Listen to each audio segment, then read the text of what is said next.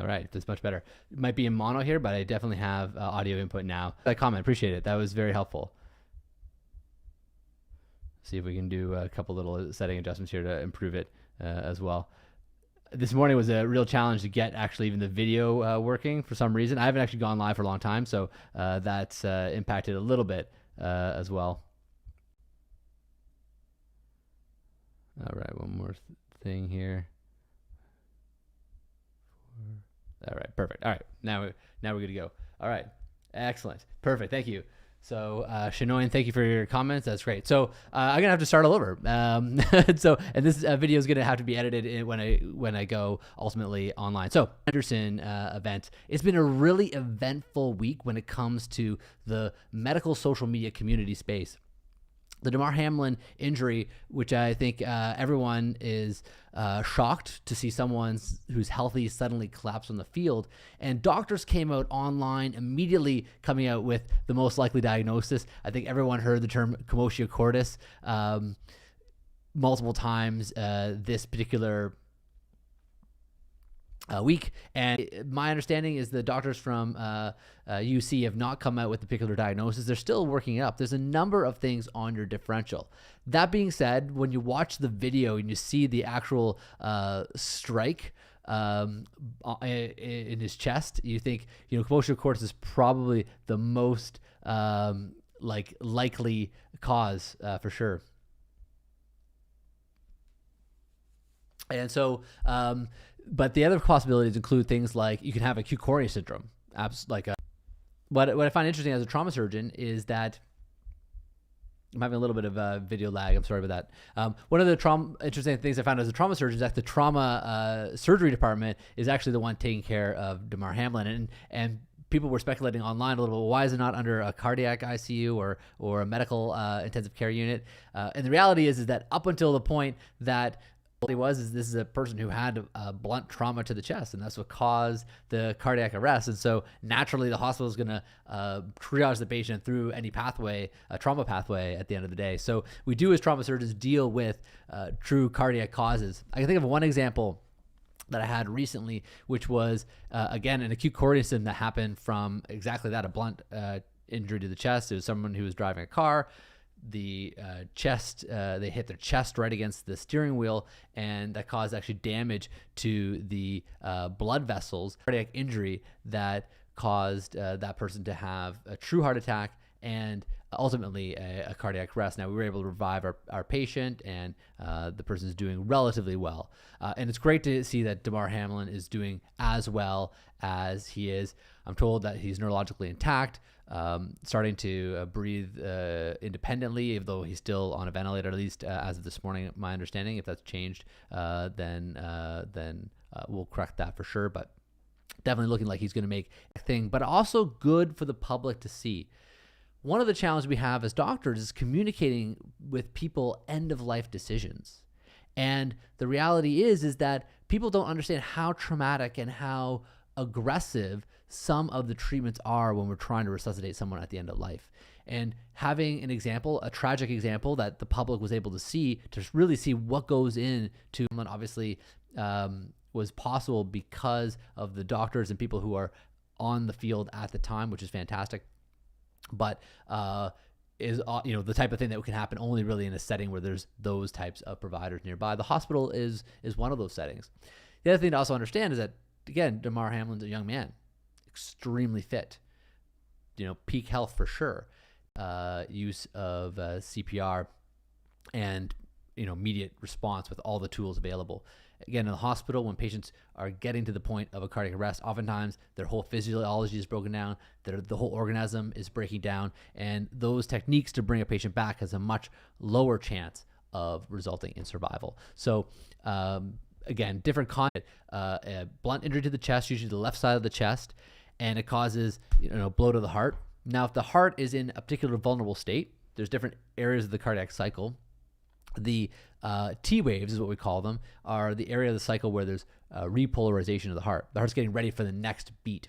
And that particular time, there's influx of electrolytes across the Star Trek's ability to repolarize the heart during that period with the old medical technique of a precordial thump. Before we had a defibrillator and other tools that are much more effective at depolarizing the heart in the setting of a cardiac arrest. We used to use a precordial thump, where you just like bump the person's chest, and that's really what we're talking about when we're talking about commotio cordis. So the other big event, I think, this week, and I talked a little bit about it on my channel, so go ahead and take a look at the video where I really discussed Jordan Peterson. So we're transitioning now to probably one of the more controversial events this week, certainly controversial for my channel, where I went online and really gave the College of Psychologists essentially threatening to remove Dr. Peterson's license. So just to summarize really quickly, Dr. Peterson apparently was issued a letter this week which said that he has to go through special social media retraining, or he'll have his license to practice clinical psychology in Ontario revoked. And there's a bunch of restrictions and how he has to get the social media training. And when you read the complaint, it was in relationship to that Jordan Peterson has a tendency to say things that can be slightly more inflammatory at times. And I'm not at all surprised that people were concerned about some of the things he said. The bottom line is that Jordan Peterson has become so kind of over the top, I would say, as his the role that our professional organizations have in how we present ourselves to the public. At the end of the day, we are self-regulated professionals. As a surgeon or a physician, such as a psychologist, we're in a situation where we really do need to communicate the message that reflects our profession in a positive way. And so sometimes be some things that you say that are inappropriate. Freedom of speech doesn't really apply to everyone who's a professional. And I think I got in a little bit of flack by saying, there is room for these professional organizations to limit what people say. Now, that being said, I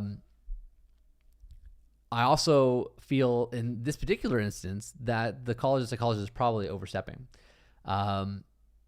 The concerns that I think Jordan Peterson, that point of view, I definitely disagree with a lot of what he says, but what matters more than anything is that you maintain good, that we maintain really good connection with the community and good communication with the public.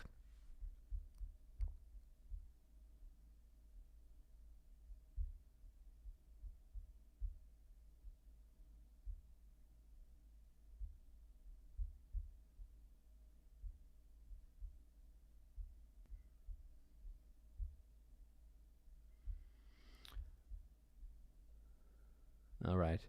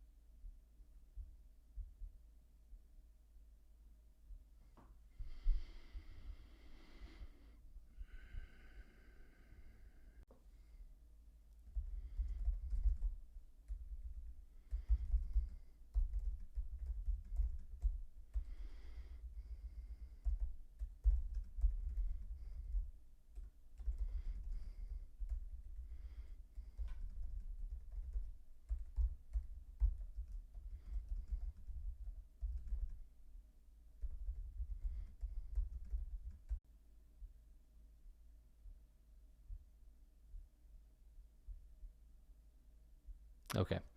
Having a little technical troubles here, but it looks like we've got them more or less started for now. So I'm going to just answer a couple questions in the text chat here, and then we'll probably end the stream. I'm just having a little bit of again, technical issues here. So one of the questions we had was the bigger issue.